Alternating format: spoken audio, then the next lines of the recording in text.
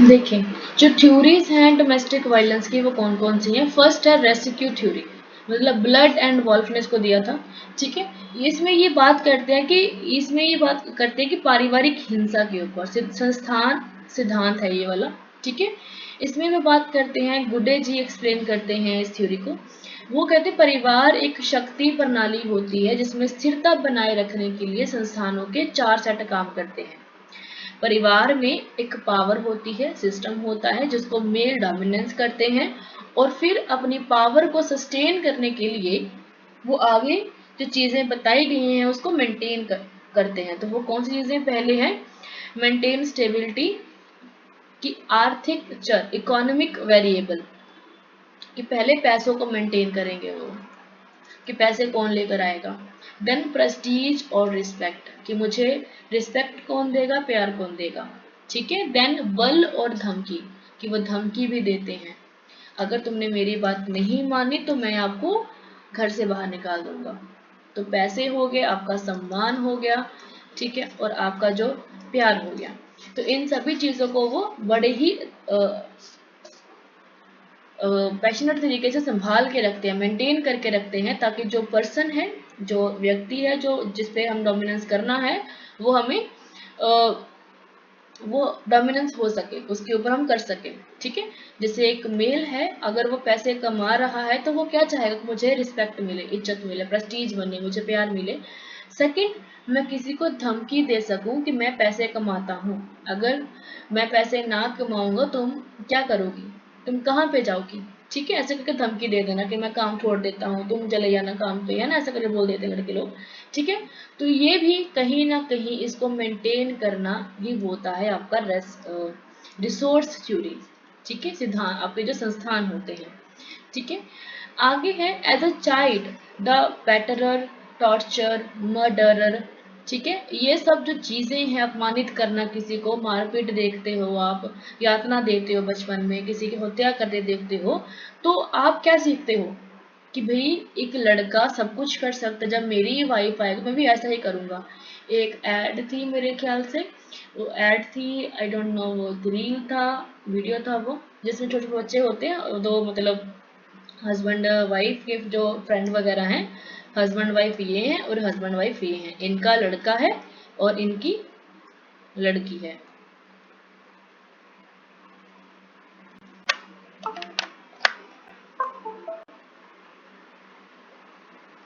ठीक है, और ये आपस में ना घर घर खेलते हैं और मैरिज कर लेते हैं, ऐसे अपने प्ले में, खेल खेल में। तो फिर ना जब आते हैं अपने माँ बाप से कि मैंने शादी ना इसी से करनी है, ये ना मेरी पत्नी बन चुकी है।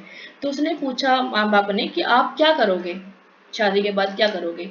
उस लड़के ने बोला मैं सुबह उठूंगा, काम पे जाऊंगा, ये खाना बनाएगी, फिर मैं घर आऊंगा तो मैं अपने जूते जो है उतार के फेंकूंगा इधर उधर, फिर ये संभालेगी, अपने कपड़े बखेर दूंगा तो उसको संभालेगी, शाम हो जाएगी, खाना लेकर मैं खाना इसके मुंह पे मार दूंगा, एंड उसके बाद ये मेरे पैर दबाएगी, जब अच्छे से मेरे पैर नहीं दबाएगी उसको मारूंगा पीटूंगा। जो उसने देखा अपने घर में वो सब कुछ बयान कर रहा है। और सेम लाइक अ लड़की, कि जब मेरे पति मुझे मारेंगे तो मैं चुप हो जाऊंगी, रोऊंगी नहीं, किसी को बताऊंगी नहीं अपने घर वालों को। जो उन्होंने देखा अपने घर में वही उन्होंने बयान किया। तो एक बच्चा जो कुछ अपने घर में देखता है, गाली निकालना, किसी को मारना, पीटना, गाली गलौज करना, वही बच्चा सीखता भी है। और अगर वो मेल है तो वो कहीं ना कहीं सीखेगा कि मेरी जब पत्नी आएगी मैं भी ऐसा करूंगा, सेम सेम ऐसी चीजें करूंगा। ठीक है, तो जो लड़की होती है वो क्या करती है कि उसको लगता है कि मैं मैरिज नहीं करवाऊंगी, बिकॉज अगर मैरिज करवा तो ऐसा सब सेम चीज़ें हमारे साथ होगी दोबारा से, है ना, मैं ऐसे डोमिनेंट रहूंगी, अपना डोमिनेंस के अंदर अंडर रहूंगी, प्रेशर में रहूंगी। ठीक है, तो फिर वो मैरिज नहीं करवाते हैं, लड़का जो लड़के वाइस एंड वर्सा। एग्जाम्पल के लिए, when he feel he is not getting respect और लव और faithfulness, force in the only resource he has at his command. जब उसे लगता है कि उसे सम्मान या प्यार या वफादारी नहीं मिल रही है, तो बल ही एकमात्र संस्थान होता है जिसके पास होता है। देखो, अगर एक पत्नी अपने पति को प्यार नहीं करती है, उसकी रिस्पेक्ट नहीं करती है, लॉयल नहीं रहती है, तो पति क्या करेगा, उसको मारेगा, पीटेगा, गाली गलौज करेगा।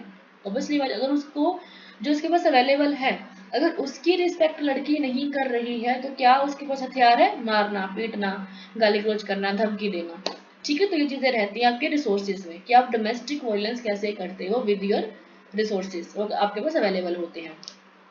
ठीक है। आगे है एक्सचेंज थ्योरी, विनिमय सिद्धांत। इसमें क्या होता है कि जहां पे विशेष रूप से अधिक होगी, जहां अपराधियों को इसके लाभ अधिक लगते हैं, उन समाजों में विशेष रूप से कम होगी जहां अपराधियों को इसकी कीमत कम लगती है।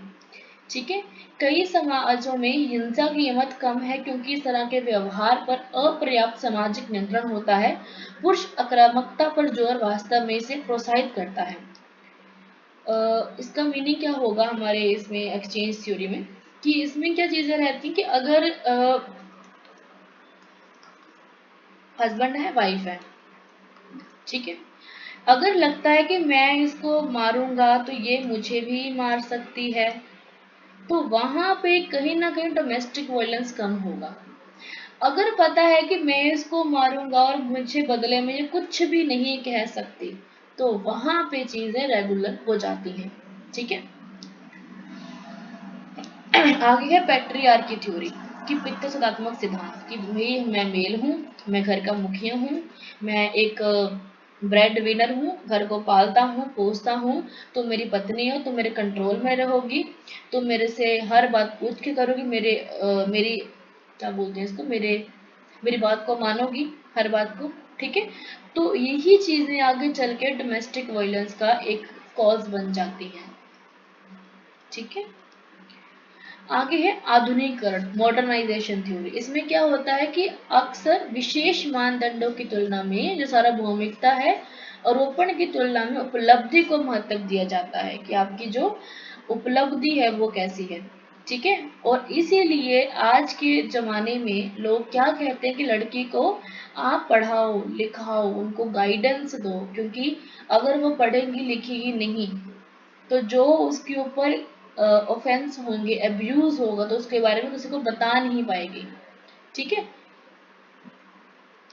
आगे है इकोनॉमिक डिपेंडेंसी, कि आर्थिक निर्भरता। मोस्टली जो फीमेल होती हैं वो अपने हस्बैंड के ऊपर डिपेंडेंट होती हैं फाइनेंशियली, चाहे 500 रुपये, चाहे वो 1000, चाहे 20,000 के लिए, पढ़े लेने तक के लिए भी एक लड़की डिपेंड होती है पति के ऊपर।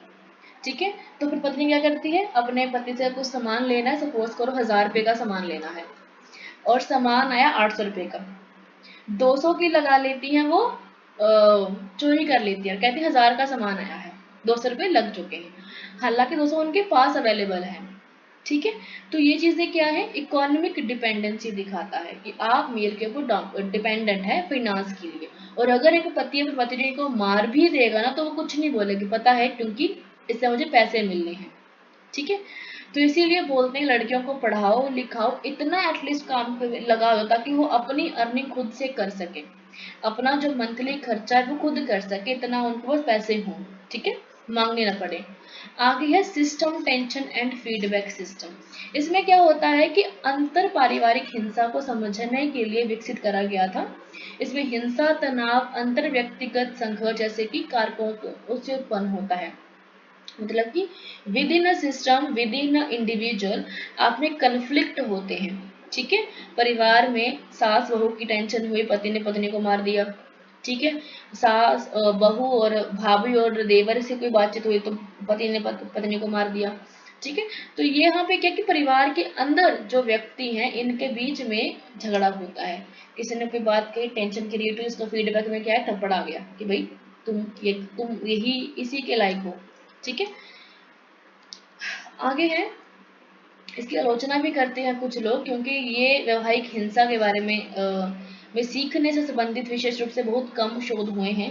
ये सामाजिक व्यवस्था पर भी अत्यधिक जोर देता है कि आपका जो सिस्टम है वो अच्छे से मेंटेन नहीं हुआ है, क्योंकि आप एक व्यक्ति की जो लाइफ है, जो उसका रोल है, आप उसको निगलेक्ट कर रहे हो, इग्नोर कर रहे हो। एक फीमेल जो है इसका बहुत इंपॉर्टेंट रोल होता है किसी भी परिवार में, क्योंकि ये कह देना फीमेल कोई घर नहीं है और आप इसको ब्याह के लेकर जा रहे हो, वो आपके वंश को आगे बढ़ाने की इकलौती एक फैक्ट्री है, अगर वो ना होगी तो आपका वंश नहीं बढ़ पाएगा। तो ये कह देना कि फीमेल का तो कोई घर ही नहीं है, तो आपके वंश को चलाने वाली वो इकलौती इंसान है आपके पास। ठीक है।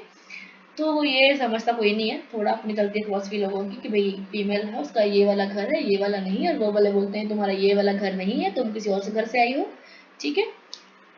देन है एनोमी थ्योरी, जहाँ पे क्या होगा, रॉबर्ट वाटर क्या कहते हैं कि जहाँ पे कुछ व्यक्तियों की बजाय आपके जो आचरण है वो थोड़े से दबाव में आ जाएं, जहाँ पे जो नॉर्म्स हैं वो इतने ज़्यादा रिजिड हो जाएं या लेस हो जाएं कि व्यक्तियों की जो रोल है वो दिखे ही ना किसी को कि रोल्स क्या है व्यक्ति के, ठीक है, और व्यक्तियों के ऊपर दबाव डाला जाए कि भाई आपने यही काम करना है, कन्फर्मिस्ट होते हैं, non conformist other than the conformist conduct, ठीक है।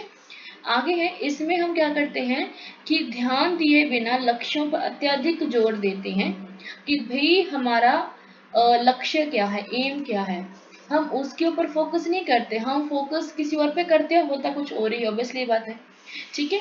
फिर हम लक्ष्यों को पूरा करने के लिए किसी साधन का उपयोग करते हैं, और इच्छा का जन्म होता है, फिर उसकी वैधता भी कुछ होती है। जैसे एग्जाम्पल के लिए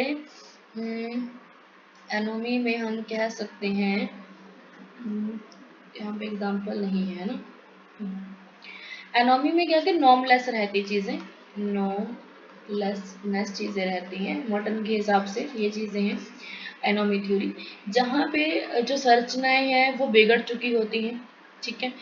आपको पता है कि ये चीजें होंगी, अवेलेबल होंगी, बट वो चीजें अवेलेबल होती नहीं है, उसके लिए कुछ और हो जाता है। जैसे आपने मैरिज करवाई कि शादी के बाद मैं यहाँ घूमने जाऊंगी, ये करूंगी, वो करूंगी, वो करूंगी, बट हुआ उसके उल्टा ही, कुछ अलग ही, क्योंकि जो आपने नॉर्म्स समझ के मैरिज करवाई थी वो नॉर्म्स एक्चुअल में अवेलेबल है ही नहीं, वो तो कुछ और चल रहा है वहां उनके घर में, ठीक है। आगे है थ्योरी ऑफ सब कल्चर ऑफ वायलेंस, ये दिया है वॉल्फगैंग ने, ठीक है। इसमें ये कहते हैं कि समूहों की जीवन परिस्थितियां शहरी झुग्गी झोंपड़ियों में हिंसा को बढ़ावा देती हैं। The claim that the life circumstances of a certain group trigger violence in urban slum area, कि जो झुग्गी झोंपड़ियां वाले लोग होते हैं वहाँ पे काफ़ी मारपीट होती है, काफ़ी झगड़ा गलोच होता है, क्योंकि वहाँ पे गरीबी होती है, वहाँ पे प्रॉपर तरीके से ऑर्गेनाइज सिस्टम नहीं है, कोई मूल्य नहीं है लोगों के, कोई सिस्टम नहीं है, तो जिसकी वजह से वहाँ पे वॉयलेंस काफ़ी ज़्यादा होता है, बड़ा कल्चर है, उसका सब कल्चर स्लम में आएगा, और स्लम में काफ़ी ज़्यादा वॉयलेंस होता है, और मेनली फीमेल्स के ऊपर ही होता है। कैसे, एक फीमेल जो झुग्गी झोंपड़ी वाली होती है घर में काम करती है, अलग अलग घरों में जाके, ठीक, घर पे आकर काम भी करती है अपने घर का भी, फिर पति दारू पीकर आता है, फिर उसको मारता है, अपने स्ट्रेस को निकालने के लिए वो सहन कर लेती है, ठीक है। फिर उसके बाद नेक्स्ट डे सेम, फिर जो वॉयलेंस है वो घर पे नहीं हो रहा, वो बाहर भी हो रहा है, किसी के घर में भी हो रहा है कि ये काम करो, यहाँ से काम करो, ये सफाई नहीं करी, वो सफाई नहीं करी, वहां पे भी मारपीट हो सकती है जहाँ पे वो काम करती है, ठीक है। तो गरीबी की इस उप संस्कृति को आपराधिक हिंसा के लिए आधार पर चुनौती दी जा गई है कि आमतौर पर गरीब कानून का पालन करते हैं और अमीर नहीं, ठीक है। तो इसमें हम ये भी कह देते हैं कि यहाँ पे कुछ ना कुछ चीज़ें ऐसी भी हैं कि जो गरीब लोग हैं वो कानून का पालन कर भी लेंगे कि भाई हमने हिंसा नहीं करनी है या फिर डोरी नहीं लेनी है, पर अमीर नहीं करते, अमीर डोरी लेते हैं जब कोई क्राइम करते हैं, जो मिडिल क्लास के लोग होते हैं वो करते हैं, गरीब नहीं करते, बट गरीब फिर भी कहीं ना, आप स्लम एरिया में कहीं आप जाओगे तो वहां पे आपको दिखेगा कि कैसे वहां पे गाली गलौज, कैसे लड़ाई झगड़ा होता रहता है हस्बैंड वाइफ में, काफ़ी चीज़ें वहाँ पे आपको देखने को मिल जाएंगी। देन नेक्स्ट है सिंबॉलिक इंट्रैक्शन थ्योरी, जो कि मीड ने दिया है। तो मीड क्या कहते हैं इसमें कि महिलाओं के विरुद्ध हिंसा पर ब्लूमर के विचारों को लागू करते हुए ये कहा जा सकता है कि अपराधी इसका उपयोग इसीलिए करता है क्योंकि वह अपने लक्ष्यों को प्राप्त करने का एकमात्र साधन मान सकता है। लक्ष्य क्या है? डोमेस्टिक वायलेंस, ठीक है, और उसको वो अपने इशारों से बयान कर सकता है। अगर डोमेस्टिक वायलेंस करना ही है तो वर्बली क्यों करें, हथियार से क्यों करें, सिंबल का यूज कर, सिंबल में गाली गलौज होगा, आपकी लैंग्वेज होगी, जेस्चर होगा, ठीक है, आप लैंग्वेज के थ्रू बोल रहे हो, गाली गलौज कर रहे हो, धमकी दे रहे हो, ठीक है। आगे है समाज सोशल एक्सचेंज थ्योरी, हमने कर लिया है, ठीक है। देन रोल इंटरफेरेंस थ्योरी, हस्तक्षेप सिद्धांत, इसमें क्या होता है, एक व्यक्ति उस व्यक्ति के प्रति हिंसक हो जाता है जिससे वह प्रतिस्पर्धी भूमिकाएं निभाने के अपने प्रयासों को संतोषजनक ढंग से विफल करने का समझता है। ठीक है, इसमें क्या होता है, आपकी सास होगी और आप एक इन लो हो, डॉटर इन लो हो, ठीक है, और इसको पता है कि मैं मॉर्निंग 7 बजे उठती हूँ, 4 बजे सोती हूँ, है ना, 12 बजे सोती हूँ, सच बोल तो 12 बजे सोती हूँ, तो इसका भी यही रूल बनेगा कि मेरी जो बहू आई है वो 6 बजे उठे, मेरे से पहले उठे और रात को लेट सोए, ठीक है, तो 1 बजे सोए वो। तो ये क्या है कि आप अपने जो फंक्शन कर रहे हैं वो तो ठीक है, बट अब किसी और के फंक्शन में आप हस्तक्षेप कर रहे हैं और दूसरे को अच्छा नहीं लग रहा, फिर आप उसको उसके जो फंक्शन है उनको निभाने के लिए आप लोगों के कान भर रहे हो, उसके हस्बैंड के कान भर रहे हो, फिर वो इसको मारता है, पीटता है, सास भी मारती, वो भी गाली गलौज करती है कि तुम ये नहीं करती, कामचोर हो, लेजी हो, है ना, तुझे कुछ सिखाया नहीं गया तुम्हारे परिवार वालों ने, सेम ऐसे बोलते हैं वो भी। ठीक है, आगे कन्फ्लिक्ट एंड कंट्रोल थ्योरी, जहाँ पे झगड़ा होगा, जहाँ पे कंट्रोल करने की कोशिश करेगी ये मेरे कंट्रोल में रहे, 6 बजे उठे, 1 बजे सोए, है ना, सुबह ब्रेकफास्ट भी बनाए, 12 बजे लंच भी बनाए, डिनर भी बनाए, सो फिर चाय भी बनाए, स्नैक्स भी बनाए, है ना, पूरे घर को सफाई भी करके रखे, फिर कपड़े भी धोए, बर्तन भी वॉश कर, सब कुछ वो करे, हम कुछ नहीं करेंगे। तो इसके बारे में जो हमारे पास फोकॉल्ट है, थॉमसन है, ये बात करते हैं, एंड रोथमैन है, ये बात करते हैं कि शक्तिहीन पर शक्तिशाली द्वारा लगाए गए नियमों की बात करेगी कि जो पावरफुल है जब वो लेस पावरफुल के ऊपर अपनी पावर का मिस यूज करता है ना, तो तब डोमेस्टिक वायलेंस होता है। आपके देखा होगा आपके घर में जो कोई हस्बैंड है, पति हैं, भाई हैं, डैडी हैं, जब उन्हें अपनी बात को मनवाना होता है वो कैसे बोलते हैं, मैंने कह दिया ना तो करना पड़ेगा, आप कुछ नहीं बोल सकते उसके पीछे, तो आपको वो करना ही पड़ेगा, आपका मन हो चाहे वो ना हो। ठीक है, तो ये क्या है कि नियंत्रण करा गया है आपके ऊपर, फिर धीरे धीरे संघर्ष की फीलिंग बढ़ती जाएगी, फिर ज्वालामुखी फटेगा और फिर डिवोर्स तक बात चली जाएगी। ठीक है, आगे है imposing various restrictions on women and forcing dependent on men economically। अगर एक लड़की चाह रही है ना कि मैंने जॉब करनी है, तो लड़का मना कर देता है, क्यों?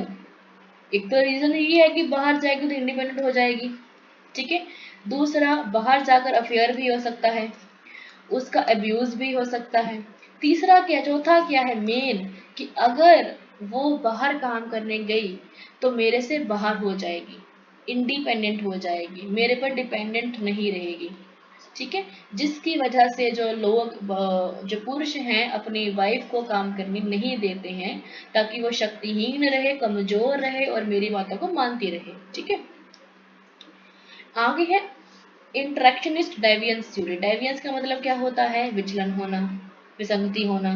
ठीक है, जब आप आपस में बातचीत कर रहे हैं, हस्बैंड वाइफ बातचीत कर रहे हैं और उनका जो बिहेवियर है एक्सपेक्टेड वो अच्छा नहीं है, वहां पे गड़बड़ी हो रही है, वहां पे वर्बली गाली गलोच हो रही है, बात बात पे गाली निकाली जा रही है, बात बात पे धमकी दी जा रही है, तो वहां पे क्या हो, डेवियंस थ्योरी आ गई है। आपका जो एक्सपेक्टेड बिहेवियर है वो ना होकर कुछ और हो रहा है। ठीक है, सोशल लर्निंग थ्योरी, सामाजिक अधिगम सिद्धांत, इसमें ये क्या बात करते हैं कि सुदृढ़ीकरण पैटर्न और संज्ञानात्मक प्रक्रियाओं के संदर्भ में आक्रामक रूप से प्रतिक्रिया करने की उनकी प्रवृत्ति में व्यक्तियों और स्थितियों की भिन्नता की व्याख्या करते हैं कि आप कि जो एक्शन लेते हैं, tendency to respond aggressively in term of prior experience, reinforcement pattern and cognitive process. मतलब कि जब आप में झगड़ा होता है ना, कन्फ्लिक्ट होता है, तो आप जो एक्शन लेते हैं वो कैसे होते हैं, आपने सीखे हैं कहीं से? यस, आपने सीखे हैं, कहाँ से? लोगों को देख देख कर आपने सीखा है कि जब गुस्सा आए तो आपने क्या करना है। जैसे मेरे घर में जब मेरे पापा गुस्सा होते थे, पहले, अब नहीं, पहले जब उनकी एज अप्रोक्सीमेटली 35-40 के करीब होगी, 35-30 के करीब, ठीक है, तो तब जब उन्हें गुस्सा आता था तो अपना सिर ना पटकते थे जमीन के ऊपर बहुत तेजी से, और मेरे भाई ने उनको देखा, सेम मैंने भी देखा कि वो ऐसा करते हैं। और जब हमें गुस्सा आता तो हम भी सेम चीजें रिपीट करते थे तब के टाइम पे कि भाई हमने पटकना है सिर अपने जमीन के ऊपर, क्योंकि हमने सीखा है गुस्सा आएगा तो उसको निकालने के लिए हम ये करेंगे, सामान फेंक देंगे इधर उधर, पूरा कमरा बिखेर देंगे, तो हमने सीखा उनसे। तो जो आप सीखते हो वही आप करते हो, सेम चीजें रिपीट होती हैं, जब सीखी है वो आप कहीं ना कहीं रेगुलेट होंगी। ठीक है। नेक्स्ट इज कैटेगरीज क्या हैं और कॉजेज क्या है डोमेस्टिक वायलेंस के। तो कैटेगरीज फर्स्ट है फिजिकल अब्यूज, कि लोग आपको शारीरिक शोषण करते हैं, आपके ऊपर हमला कर देना, थप्पड़ मारना, मुक्का मारना, लात मार देना, गला घोट देना, आपको बर्न कर जला देना, आपको आपके बाल खींचना, हथियार का किसी का यूज करके मारना, ठीक है, बेल्ट से पीटना, या फिर पत्थर फेंकना, डंडे से मारना, जो कोई बड़ी मोटी चीज आपके ऊपर मारा, तो it is all a physical abuse. ठीक है। It is all a physical abuse, जहाँ पे आपकी बॉडी पे आपको बर्न किया, आपको हार्म किया जा रहा है, बॉडी के ऊपर आपको हार्म किया जा रहा है। ठीक है। आगे सेक्सुअल अब्यूज, इसमें क्या होता है कि आपकी इच्छा के विरुद्ध कोई आपसे शारीरिक संबंध बना रहा है, it is a sexual abuse. ठीक है। वो किसी भी तरीके का हो सकता है। ठीक है। आप काफी चीजें इसमें रहती हैं कि आपको जानबूझ के करवाना, आपको नशा वगैरह दिलवा देना, फिर आपसे कुछ चीजें ऐसे करवा देनी, जहां आपको नॉन विदाउट प्रोटेक्शन आपसे फिजिकल हो जाना। ठीक है।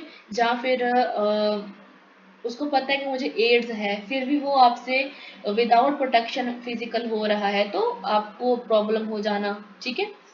देन उसके बाद आपको जबरदस्ती कपड़े उतरवाने की कोशिश करना, काफी ऐसी पोर्नोग्राफी कर लेना, वीडियोग्राफी कर लेना, वीडियो कॉल करना, it is all video photos वगैरह मंगवाना, it is all about of sexual abuse. ठीक है। अभी रिसेंटली 2-3 महीने पहले न्यूज आई थी, जो आते थे ना ऐसे कैंप, वो आते हैं लेंसेज 3D वाले आते हैं, कि आप वो लगा लेते हो, ऐनक लगा लेते हो अपने फेस के ऊपर, एंड आप एक अलग ही इन्वायरमेंट में जाते हो, जहाँ पे आप गेम्स वगैरह ओपन कर सकते हो, गेम्स वगैरह खेल सकते हो ऐसे करके। तो वो उस टाइम पे लड़के लोग 4-5 लड़के थे, लड़की गेम खेल रही थी ऐसे। फिजिकल कुछ नहीं हुआ है, मेंटली हुआ है कि उन 4 लोगों ने गेम के दौरान, जैसे पबजी वगैरह है, तो गेम के दौरान ही उस लड़की को फिजिकल अब्यूज किया है। तो उसके माइंड में क्या आ गया, ट्रॉमा चला गया कि भाई मेरे साथ फिजिकल अब्यूज है, पर वर्चुअली हुआ है, ऑनलाइन हुआ है, कोई फिजिकल अब्यूज नहीं हुआ है, वर्चुअली हुआ है, और वीडियो ऑनलाइन गेम में हुआ है। ठीक है। Next is verbal and emotional abuse, कि मौखिक रूप से अब्यूज करना, गाली निकालना, इंसल्ट करना, बॉडी शेमिंग करना, ठीक है, धमकी दे देना, थ्रेट कर देना, डरा देना। ठीक है। It is all about the verbal abuse. Emotionally blackmail बहुत होता है लड़कियों के ऊपर, कि भाई तुम तो मेरी ये हो, वो हो, तुम तो मेरी ये बात मानोगी, वो बात मानोगी, तो काफी कुछ रहता है। ठीक है। और इसके परिणाम स्वरूप लड़कियों के ऊपर जो साइकोलॉजिकल बहुत हार्म होता है, फिजिकल तो है ही, ठीक हो जाएगा, बट जो मेंटली आपके प्रेशर बन चुका है वो कभी भी नहीं निकाल सकते, कभी भी नहीं। आपके सामने को लड़का सोने का बन के आ जाएगा ना, कि मैं तो भाई बहुत ही शरीफ इंसान हूँ, तब भी आप यकीन नहीं कर पाओगे, भाई नहीं, शायद ये भी वैसा ना निकल जाए। ठीक है। तो काफी ज्यादा मेंटली हार्म होता है डोमेस्टिक वायलेंस की वजह से।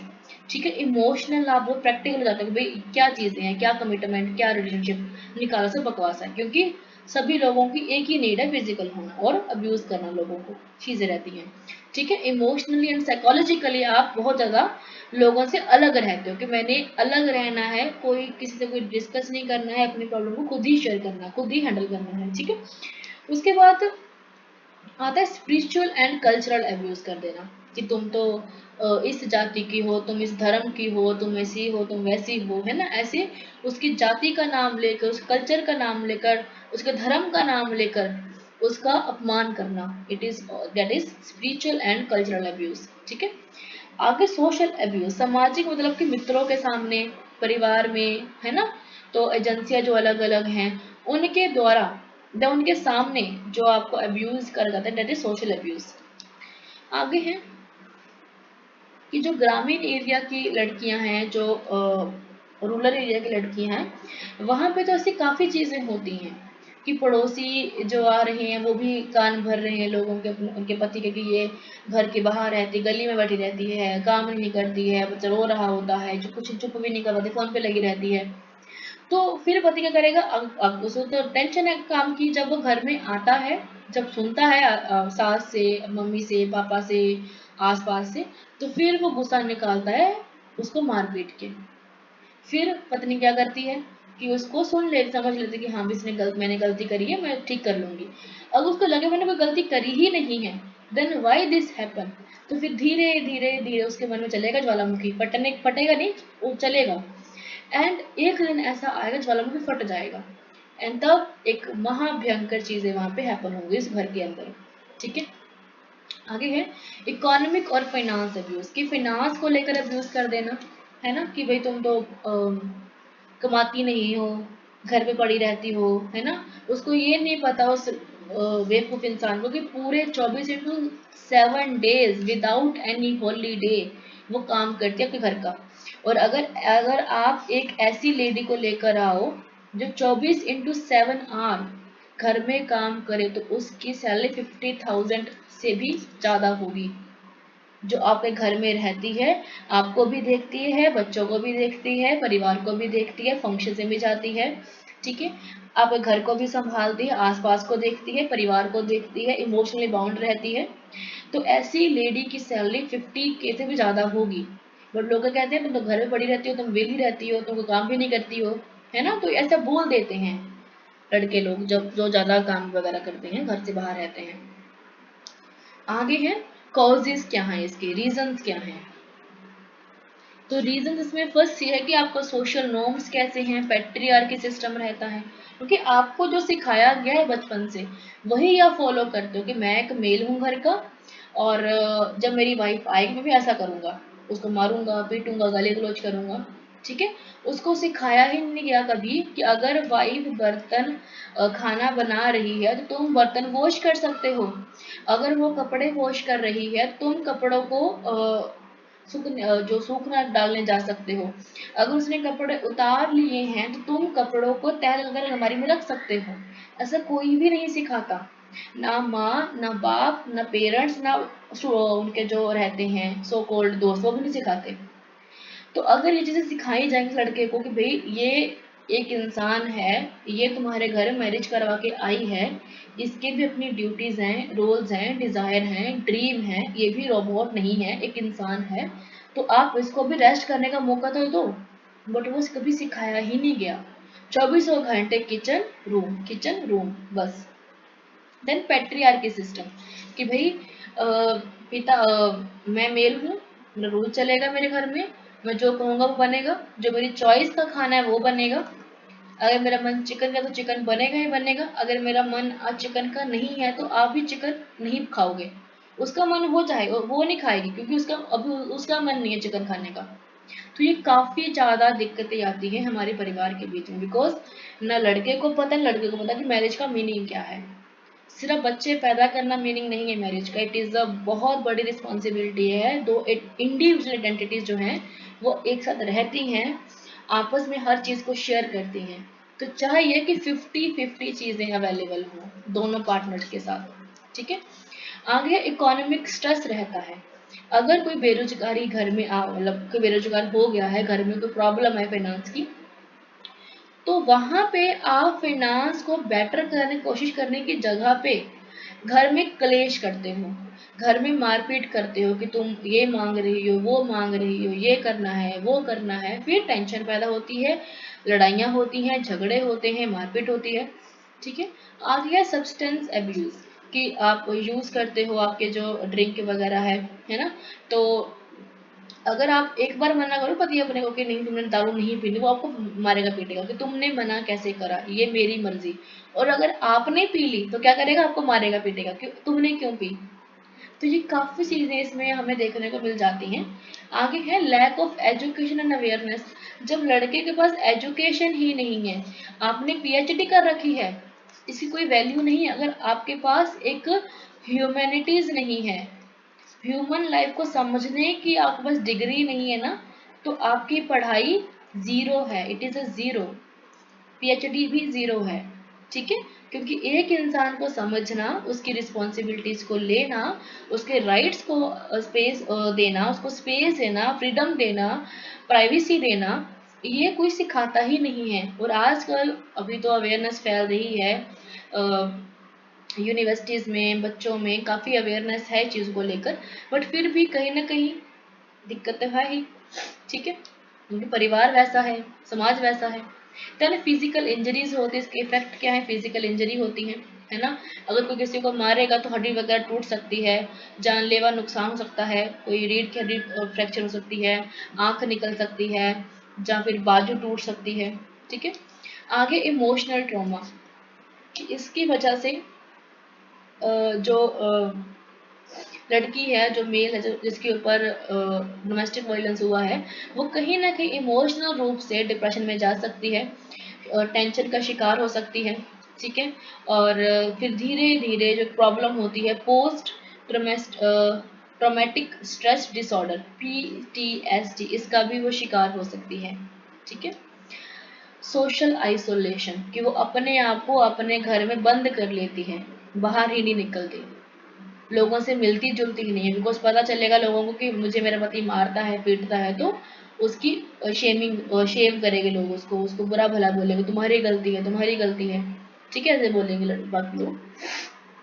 साइकिल ऑफ वॉयलेंस चलता रहता है फिर, कि भाई एक बार अगर तो अपने कुछ नहीं कहा, डिफेंड नहीं करा अपने पति को, तो फिर चलेगा साइकिल, रोज रोज का। पहले हफ्ते में था, पहले महीने में था, फिर हफ्ते में कन्वर्ट होगा, फिर होगा डेली बेसिस पे, फिर होगा एक दिन में 5-6 बार। सुबह आ रहे हो तो मारपीट हो रही है, दोपहर को हुआ तब मारपीट हो रही है, चलेगा, रेगुलर बेसिस पे चलेगा। ठीक है, सो आप डिपेंडेंट करना जब भी ऐसी कोई चीज़ें होंगी। देन इकोनॉमिक कंसिक्वेंसेस, कि आर्थिक परिणाम क्या होते हैं इसके, कि जो भी रिश्ते को छोड़ेगा उसको दर्द होगा। फर्स्ट थिंग तो ये फाइनेंशियली प्रॉब्लम आएगी, चाहे मेल चाहे फीमेल दोनों को आएगी, है ना। अगर डिवोर्स भी होता है तो भी 70% की जो एलिमनी है वो मिलती है एक फीमेल को, एंड तो उसको खर्चा लगता है हर महीने का उस लड़की को, फ्रॉम द हस्बैंड साइड। ठीक है, और जो फीमेल है अगर वो घर छोड़ेगी तो उसको रहने की दिक्कत कहाँ पे रहेगी, क्योंकि जो परिवार वाले हैं उनके सो कॉल्ड, उसके माता पिता, वो उनको घर में रखेंगे नहीं, बिकॉज उनको लगेगा हमारी बेटी डिवोर्स होकर आ चुकी है, इसकी गलती होगी, समाज में हमारा मजाक बनेगा कि तुम्हें घर में नहीं रखना है, तो तुम अपना घर बनाओ नया जाकर। ठीक है, तो फिर क्या होगा, वो घर भी नहीं आ सकती, अपना नया घर ढूंढेगी, तो घर कहाँ मिले, कैसा मिले, कुछ नहीं पता, तो बहुत प्रॉब्लम आती है।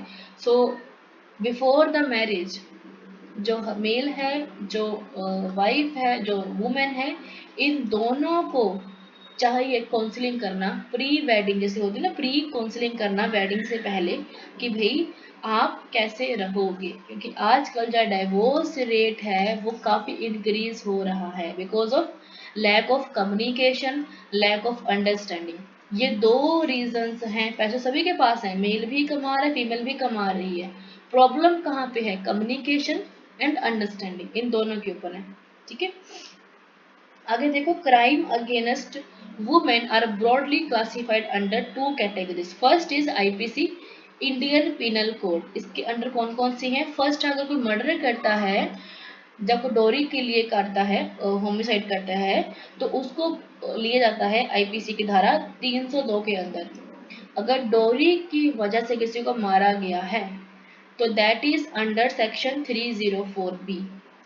अगर उसको उसका कोई पार्ट तोड़ा गया, जैसे हड्डी तोड़ दी, उसका बाजू तोड़ दी, तो उसके लिए जो IPC बनेगा वो बनेगा सेक्शन 354। अगर किडनैपिंग हुई है, अपहरण हुआ है किसी लड़की का, तो उसके लिए IPC का सेक्शन आएगा 363। ठीक है, इम्पोर्शन ऑफ गर्ल, अगर लड़की को इम्पोर्ट करा गया है किसी जगह से, जैसे बांग्लादेश लड़कियां हमारे दिल्ली में आती हैं, असम की लड़कियां बांग्लादेश नहीं, असम की लड़कियां दिल्ली में आती हैं, और बांग्लादेश की लड़कियां दिल्ली में आती हैं, जो केरला में आती हैं, और जो केरला की हैं जाती हैं दिल्ली में या फिर असम में। ठीक है, ट्रैफिकिंग करके जो इम्पोर्ट होता है लड़कियों का, वो होता है 366B के अकॉर्डिंगली, आई सेक्शन के अंदर। Selling minor of purpose of prostitution, अगर किसी वेश्यावृत्ति के लिए नाबालिग को बेचा गया है किसी माँ बाप के द्वारा या किसी पर्सन के द्वारा, तो उसके ऊपर सेक्शन लगेगा 372। एंड काफी सारी ऐसी लड़कियां हैं, नाबालिग लड़कियां हैं जिनको बेचा जाता है। जैसे हमारे पास कुछ एरिया यूपी का आता है, कुछ बांग्लादेश का आता है, ठीक है, जहाँ लड़कियों को सेल करा जाता है, उनके माँ बाप खुद सेल करते हैं, ठीक है। Buying minor for purpose of prostitution, कि जो लोग खरीदते हैं, सेल करने वाले, बाय करने वाले, बाय के ऊपर लगता है 373 सेक्शन। अगर किसी ने रेप किया है तो उसके ऊपर सेक्शन लगेगा 375, ठीक है। आगे है हस्बैंड और relative of husband of a women subjecting her to cruelty. अगर महिला के ऊपर उसका पति, जब पति के जो सगे संबंधी हैं, अगर वो उसके ऊपर बुरा व्यवहार करते हैं तो उसके लिए सेक्शन लगेगा 498A। अगर किसी ने गलत वर्ड का यूज किया है, उसके बॉडी पार्ट को तोड़ा है, कुछ करा है, तो उसके ऊपर सेक्शन लगेगा 509, ठीक है। आगे है crime under the special law, जो 4 प्रकार के हैं। फर्स्ट है the immoral traffic prevention act of 1956, dowry prohibition act 1961, the indecent representation of women prevention act 1986, महिलाओं का अभद्र चित्रण करना, कमीशन ऑफ सती, सती को बंद करना 1987 में लागू हुए थे। जो बाकी के इसके बाकी के जो आपके पास एक्ट हैं, वो आपको जब हमारी डाइवोर्स वाली क्लास हो जाएगी एंड उसके बाद हमारी डॉरी वाली जो क्लास है वो हो जाएगी, तो उसके बाद आपको सारे एक्ट में करवा दूंगी एक ही पीपीटी में, ठीक है। ये तो इसके अकॉर्डिंगली थे जो 4 हैं, हमारे स्पेशल लॉ इंक्लूड जो हैं 4 हैं, ठीक है। आगे है गवर्नमेंट ने कौन कौन से एफर्ट करे हैं ताकि जो लड़कियों से डोमेस्टिक वायलेंस हुआ है उन कैसे हम ठीक कर सकते हैं। तो उन्होंने, इसको कल पढ़ लेंगे, ठीक है, गवर्नमेंट एफर्ट्स को।